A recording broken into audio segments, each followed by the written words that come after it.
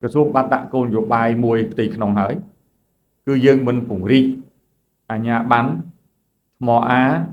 បន្ថែមទៀតទេក្នុងរយៈពេលចំពោះមុខដោយសារយើងចង់ឲ្យសមាគមប្រើប្រាស់ធនធានបច្ចុប្បន្ននេះជាមួយនឹងការដាក់ទុនរួចហើយគឺខិតខំធ្វើម៉េចប្រើប្រាស់ធនធានឲ្យអស់សក្តានុពលសិនចឹងហើយមានក្រុមហ៊ុនខ្លះបានដាក់សំណើមកក្រសួងដើម្បីសុំអាជ្ញាប័ណ្ណថ្មអាថ្មីចឹងក្រសួងដាក់គោលការណ៍ថាប្រសិនបើអាជ្ញាប័ណ្ណថ្មីនេះជាប្រភេទថ្មដូចគ្នាហើយដែលប្រភេទថ្មនេះយើងមានច្រើនហើយដែលមិនទាន់ប្រើប្រាស់សក្តានុពលនេះអស់នៅឡើយទេអញ្ចឹងយើងមិនទាន់បើកផ្លូវឲ្យមានការបញ្ចេញអាជ្ញាប័ណ្ណទៀតទេនេះគឺជាការទទួលស្គាល់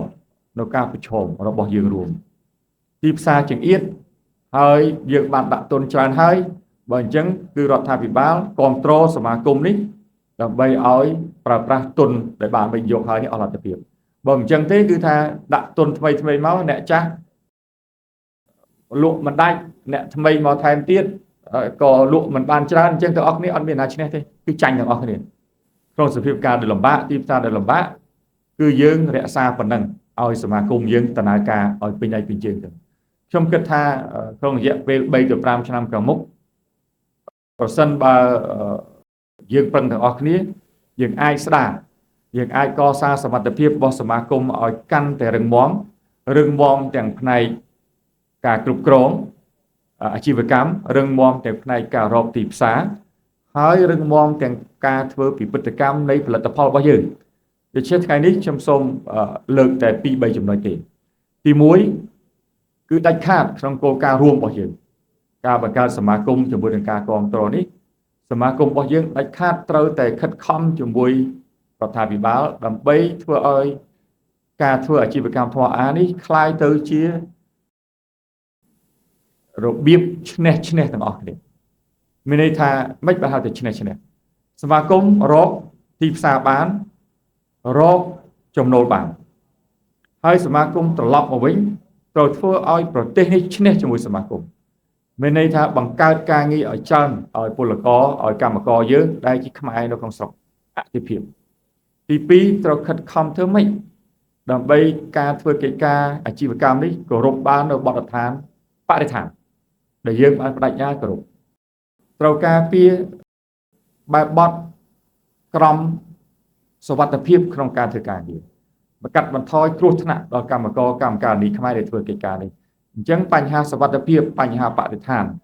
គឺជាបញ្ហាដែលយើងត្រូវតែខិតខំធ្វើម៉េចការពារឲ្យបានហើយទី2នៅពេលដែលសមាគមមានការរីកចម្រើនយើងចង់បានសមាគមនឹងបំពេញកាតព្វកិច្ចពន្ធដារពន្ធកសុយសាលឲ្យត្រឹមត្រូវអានេះខ្ញុំសូមដាក់ការសង្កត់បញ្ហាហ្នឹង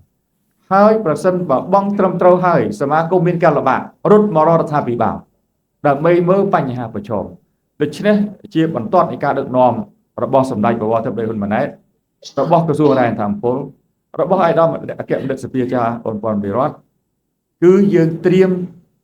ប្រើប្រាស់គោលនយោបាយទាំងអស់ដើម្បីជួយគ្រប់គ្រងសមាគមសូមកុំបារម្ភសូមបន្តដាក់ទុនសូមបន្តវិនិយោគទៅលើការបដិបដាលវិជ្ជាជីវៈ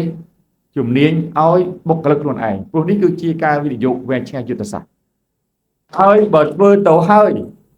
នៅតែមានការលំបាករត់មករកគ្នាយើងកែទៀតបើសិនចាំបាច់ប៉ុន្តែមិនអនុញ្ញាតឲ្យមានការរកស៊ីកញ្ចក់កដៀតវៀងក្រៅប្រព័ន្ធច្បាប់មិនត្រឹមត្រូវនោះទេអ្នកណារកស៊ីមិនត្រឹមត្រូវគឺថាយើងនឹងចាត់ការហ្នឹងសូមនិយាយត្រង់យើងនឹងចាត់ការហើយបើធ្វើការត្រឹមត្រូវហើយនៅតែមិនរស់មករកគ្នាយើងដាច់ខាតធ្វើរស់រវាងវិស័យឯកជនមួយដែលមានការស្មោះត្រង់ជាមួយរដ្ឋាភិបាលមួយក៏ដាក់ឆន្ទៈស្មោះត្រង់ប្រូបដាក់ជាមួយគ្នាខ្ញុំជឿជាក់ថាយើងអាចរកផ្លូវរីកចម្រើនឲ្យប្រទេសនេះបានជឿអញ្ចឹងទេនៅក្នុងប្រទេសកម្ពុជាយើងនៅមានសក្តានុពលច្រើនណាស់ខាងក្រៅក៏ច្រើនខាងក្នុងប្រទេសក៏ច្រើនអញ្ចឹងផលិតផលថ្មអាត្រូវតែយកទៅច្នៃឲ្យបានទៅជាតម្លៃបន្ថែមច្រើនទៀតខ្ញុំចង់ឲ្យសមាគមបង្កើតក្រុមមួយដើម្បីធ្វើកិច្ចការជាមួយនឹង artist របស់ខ្មែរគឺត្រូវទៅជែកគ្នាជាមួយនឹងអ្នកឆ្លាក់ស្មេថាជាសិល្បករ របស់ខ្មែរអ្នកដែលជំនាញខាងចម្លាក់ដែលនាំឲ្យថ្មយើងคล้ายទៅជាផលិតផលដែលមានតម្លៃបន្ថែមខ្ពស់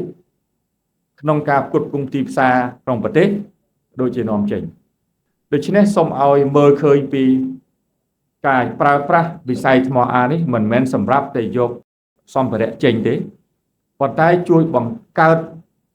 ផលិតផលដែលដាក់តម្លៃបន្ថែមច្រើនហើយជាពិសេសផលិតផលដែលប្រើប្រាស់អត្តសញ្ញាណខ្មែរយើងដើម្បីជួយវិស័យទេសចរណ៍ជាចុងក្រោយខ្ញុំគ្មានអីលើសក្រៅតែពីការថ្លែងអំណរគុណចំពោះសមាគម